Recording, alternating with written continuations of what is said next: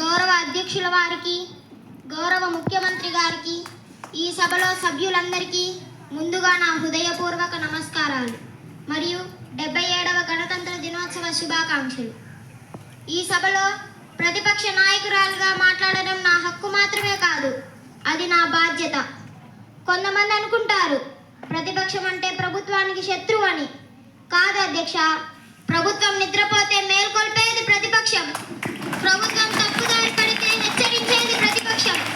ప్రజాస్వామ్యంలో ప్రతిపక్షం బలంగా ఉంటేనే ప్రభుత్వం బాధ్యతగా ఉంటుంది. ప్రభుత్వం చెబుతోంది అభివృద్ధి జరిగిందని, ప్రజలు సంతోషంగా ఉన్నారని. కానీ బయట వాస్తవం ఏమిటి? రైతుకు ఇంకా నీటి కష్టం, యువతకు ఉద్యోగాల ఆందోళన, పేదవాడికి పెరిగిన ఖర్చులు. ఈ రెండింటి మధ్య గ్యాప్నే ప్రతిపక్షం ప్రశ్నిస్తోంది. మంత్రి గారు, ఫైళ్లలో నీరు పారుతుంటే పొలాల్లో మాత్రం ఎండే. ప్రాజెక్టులు పేర్లు పెద్దవి, కానీ కాలువల్లో నీరు తక్కువ. పూర్తి కాని ప్రాజెక్టులు, ఆలస్యమైన పనులు, పెరిగిన ఖర్చులు. ఇది అభివృద్ధి కాదండి, ఇది అధికార పక్షం చేస్తున్న నిర్లక్ష్యం. రైతు గురించి ప్రభుత్వం సభలో బంగారు మాటలు చెబుతోంది, కానీ నేటి వరకు చిన్న, సన్నకారు, కౌలు రైతులు తాను పండించిన పంటకు పెట్టుబడి ధర లేక ఆత్మహత్యలు చేసుకుంటున్నారు. అధ్యక్ష, డిగ్రీ ఉంది కానీ ఉద్యోగం లేదు, ప్రకటనలు ఉన్నాయి కానీ నియామకాలు లేవు. యువత అడుగుతోంది, మా భవిష్యత్తు ఎక్కడ? ప్రభుత్వం సమాధానం చెప్పాలి.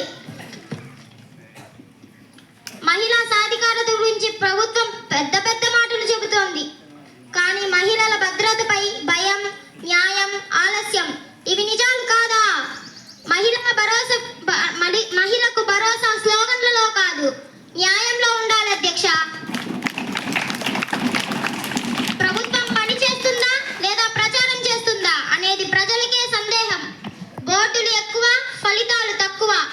అభివృద్ధి అంటే ప్రెస్ మీట్ కాదు అధ్యక్ష, ప్రజల జీవితాల్లో మార్పు. అధ్యక్ష, మేము అరవడం కోసం కాదు, ప్రజల తరపున అడగడం కోసం మాట్లాడుతున్నాం. మా ప్రశ్నలు ఈ సభ రికార్డుల్లోనే కాదు, ప్రజల గుండెల్లోనూ ఉన్నాయి. గౌరవ ముఖ్యమంత్రి గారు, మీరు చెప్పే అభివృద్ధి గ్రామాల వరకు చేరిందా లేదా? లేకపోతే ఈ సభలో సమాధానం చెప్పచ్చు. ప్రజలు వినాలని చూస్తున్నారు. ఈ సభకు, ఈ రాష్ట్ర ప్రజలకు ప్రతిపక్ష నాయకురాలుగా నేను ఒక హామీ ఇస్తున్నాను. ప్రభుత్వం సరైన దారిలో నడిస్తే మద్దతు, తప్పు దారిలో నడిస్తే పోరాటం. ఇదే ప్రతిపక్ష ధర్మం. గౌరవ సభ్యులారా, ప్రజాస్వామ్యం అంటే ఒకరి మాటే వినడం కాదు, విమర్శలకు భయపడని ప్రభుత్వమే నిజమైన ప్రభుత్వం. ఈ సభలో మేము అడుగుతున్న ప్రశ్నలు రాజకీయ లాభం కోసం కాదు, ప్రజల భవిష్యత్తు కోసం. ప్రజల పక్షమే